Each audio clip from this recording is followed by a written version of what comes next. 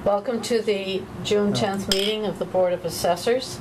LCAT is recording this session of our meeting, and we are also taping it for the purposes of our minutes, and there doesn't seem to be anyone else recording this session. The first order of business is the review of the minutes from the meeting of May 27th. Mr. Johnson? We have the minutes here on the computer, and they seem to be are in order in relation to form and content. Okay. Do you want to make a motion? I move that the minutes be accepted. Second. Any discussion? No. Excuse me. All in favor of accepting the minutes of Aye. May 27th? Right. Aye. Okay. Number 2 on the agenda is to review and vote to abate 2005 uncollectible motor vehicle excise in the amount of $6,224.09. I believe this is what we had tabled previously.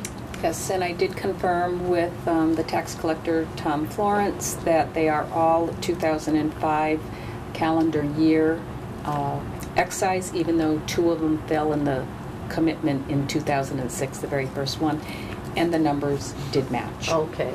So have they corrected the sheet, or did we have to correct the sheet ourselves? We didn't need to correct it. It was exactly what it should have been. Okay.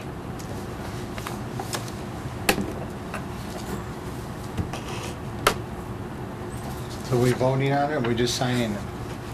It's a request.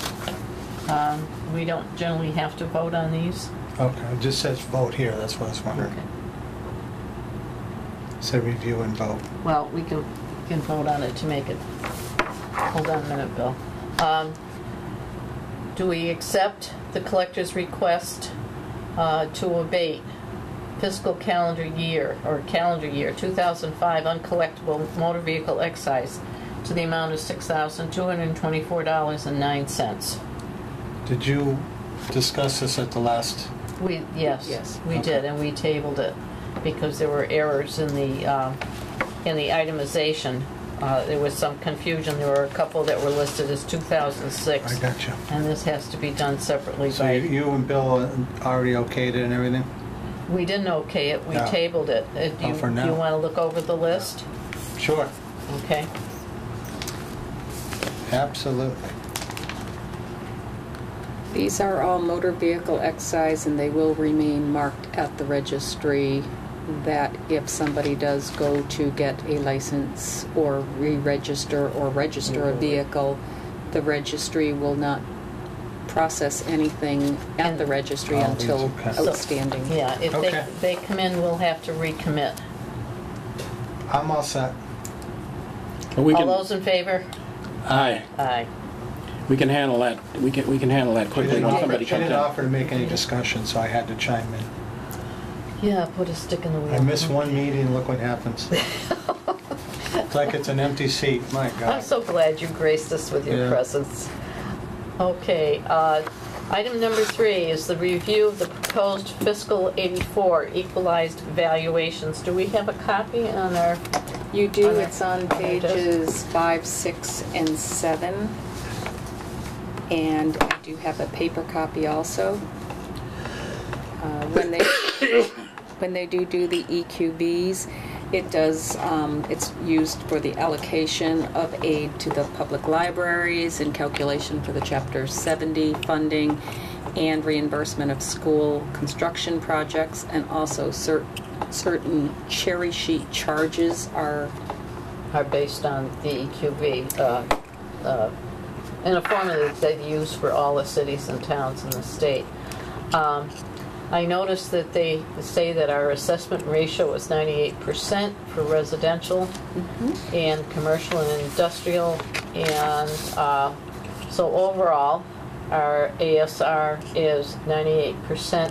correct. They're saying the estimated full value of the town is $1.8 billion, which is a substantial number. The town has certainly grown. I don't find any fault in the EQV. I would make a motion to accept it and not appeal anything that the Department of Revenue has put forth before us. Anybody Second. second that? Discussion? Nope. Second, yeah, I'll second that, that within, when we're within 2% of our values, that's Yes. as good as you're gonna get with this thing, with this kind of formula. Absolutely. So all those in favor? Aye. Aye. Okay. Item number 4. We're going to review and sign several end-of-the-month reports. The first one being the real estate abatement report at fiscal 11 abatements. And they are in the amount of $379.91. That was something that we requested the state's permission to abate.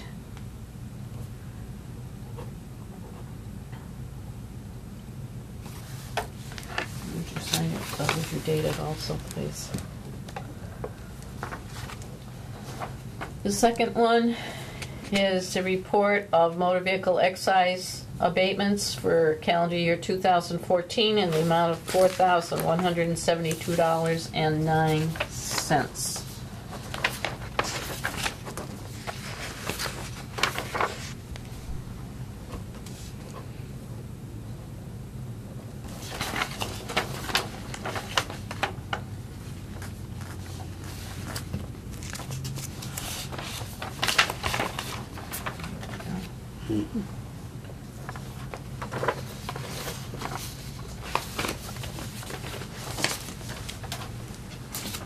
And the third and final report is on the 2013 motor vehicle Sign those. excise abatements to the amount of $74.37.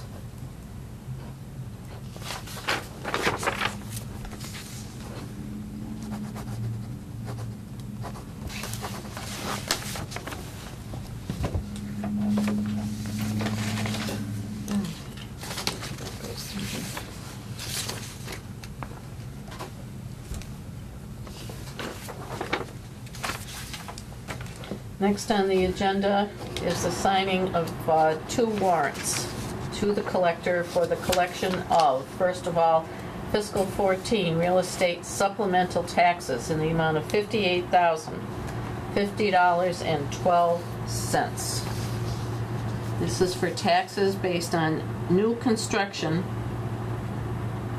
after the finalization of the tax bills.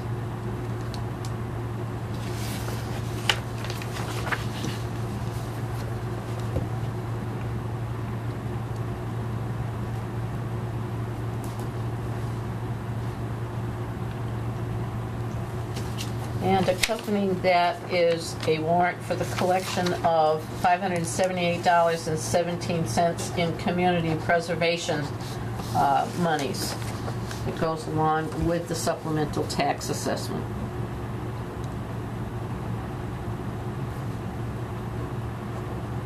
Anytime you have a tax, a property tax now, you gotta have a CPA, Yeah, that's right. unless the property is worth less than 100,000.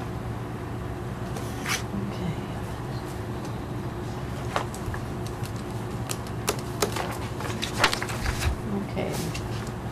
This here is a report that we need to sign. It has to be filed with the Department of Revenue by June 20th. It's a report of any revised or omitted assessments for this fiscal year. And it is to the amount of $52,873.01. That's substantial money to the town.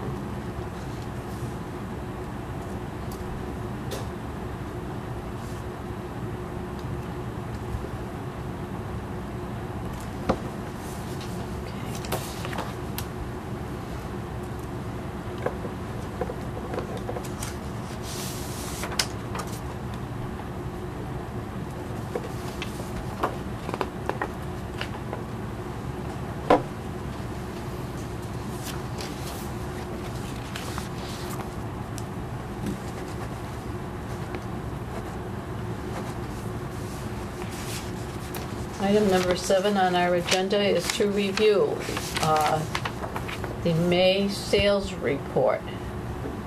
So I would invite any comments as we look at that from you, Mr. Grudgeon or Mr. Johnson. This one is a little harder to read, isn't it? Yeah, it is the new Is it- newer this is off format, the but you Vision? can certainly make the print bigger and then scan over by clicking that Okay. plus sign. A couple things I'll make just note of. We had quite a few that sold much higher than what our assessments were. Normally, you know, when we're a little bit, our values are a little bit lower than what the sale price is. We're usually hovering around 90. You're going to notice we've got an 83, 88, 82, 85. Yeah. So again, we are reviewing all of these and making sure that the property is what we're assessing it for, and Right. then these will be used in determination of future valuations. Next year's valuations, exactly. Is the third from the bottom, is that a 300,000? That's the sale price, yes. Yeah, I just can't see a 3 or 2. Yeah. And if you notice, the very last one was a chapter land parcel. We will have to address. Oh, yeah, that's for that real, okay. That's subdivision. Generally, we get. Well, no, that wasn't even for the subdivision. That It wasn't? That's a whole parcel?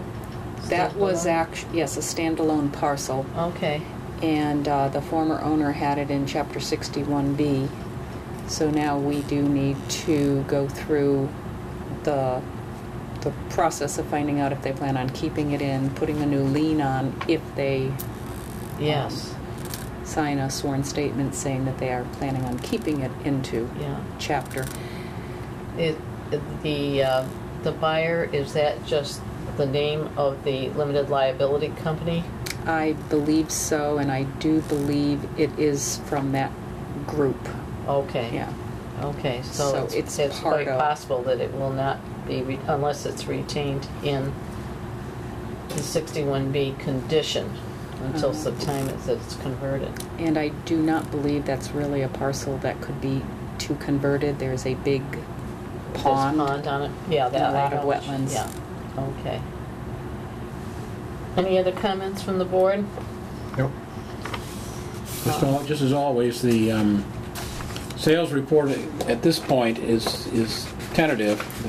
There are constant research going on how these things, and what's involved with these sales. That's right, because it's only for the 5th month of this calendar year, so. But it's beginning to have a different trend to it. All right, we'll move on to number 8, which is the commitment of what we call a Section 5, 2014 Motor Vehicle Excise Commitment. And this is for special plates.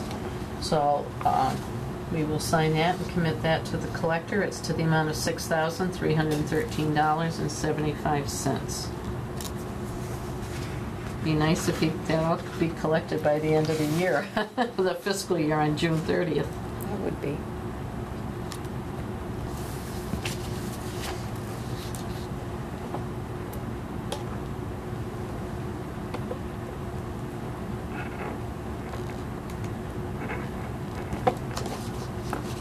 Okay. All right, Diane, I'm going to open the floor to you to tell us about item number 9, the need for a bridge program between the Munis and the computer-assisted mass appraisal system. Right. As I was trying to do our preliminary tax billing file, when I called and asked which file I'm supposed to upload, which format, because there are many, many Vision formats on there, I was informed that we need to have our own CAMA bridge, and it will require some budgeting on our part, or the town's part, to get this bridge put together. I will have to use our former software to do the preliminary tax billings, which will be based on 1/2 of their tax for the prior year. This is for the July 1st billing that'll be due August 1st, Correct. at the And- quarterly bill. Right, and we were out just having our little insurance policy of keeping up that old software updated with all new owners, etc., and thankful that we did that because we are now having to use that. So we will probably have to, after July 1, approach our appropriations committee for some funding, because this is an unanticipated Yes. dollar amount that I was not aware of. I would suggest that we all have a copy of that email that the technician from Munis sent to Diane. In view of the cost, which we didn't know at budget time last December, and I guess this fell through the cracks with a lot of people, Munis, Vision, IT, and ourselves, because most of the towns that have Vision, that have their bridge program, but according to this letter, they are all custom built for their tax clients. So this is from Munis. So I would suggest that we could forward with a cover letter to the Appropriations Committee and provide them with a copy of this and advise them that possibly the end of this year, this fiscal year, before June 30th, we may have to expend a certain amount of money, and we will need both the real and the personal property bridge.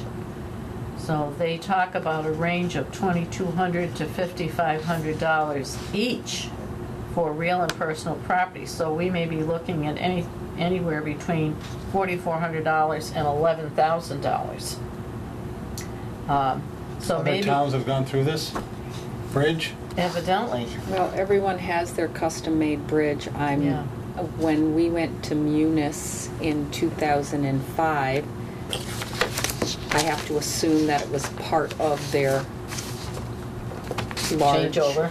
Yeah. their large dollar amount in order to purchase the software. Right.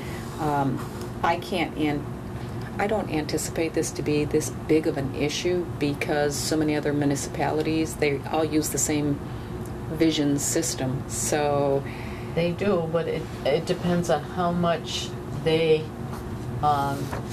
employ the Munis system as their accounting software for everything, and how that all interacts. okay. Okay, I Yeah. like you, I'm very optimistic that it won't be, and as we get closer, once we send this, I think you need to contact the tech again and tell him you need a firmer idea of what it may cost. They're familiar with the system we have now. Right. Any That's too other bad, though, you comments? know? Are these Munis people or Vision people? Munis. Munis. Munis. Because Vision. townspeople say, here we go again, another Yeah. charge on top of a charge. Well, Yeah. we did try our best to check into every possible, any licenses that we needed, Yeah. you know, to run our Vision software. And again, because so many municipalities use Munis and use Vision, and they're all in there, you hit the drop-down menu and you can see them all there. Yeah. Never did it come up that we needed this bridge. I was almost tempted to try to do a dummy file and Yeah. just use another municipality's bridge and just see how Yeah. it worked. Could you check with South Hadley, because They have it.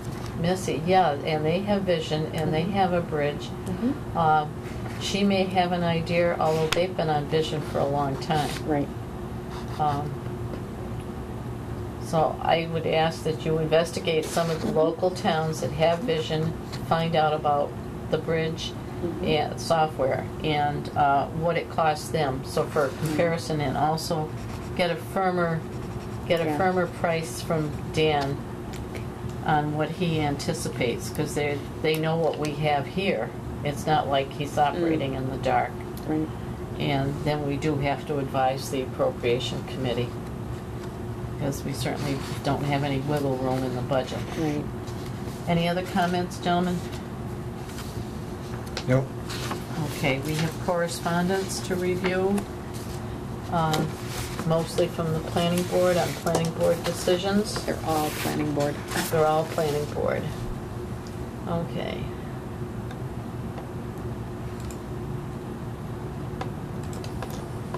I think most of them were, these are all the accepted ones, right? Yeah, Yes. pretty cut and dry. Yeah. I've already reviewed them. I didn't find anything that was,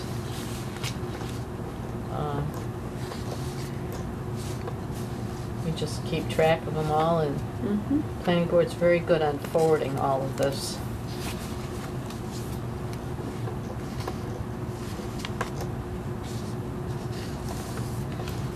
I've read them, I have nothing to offer.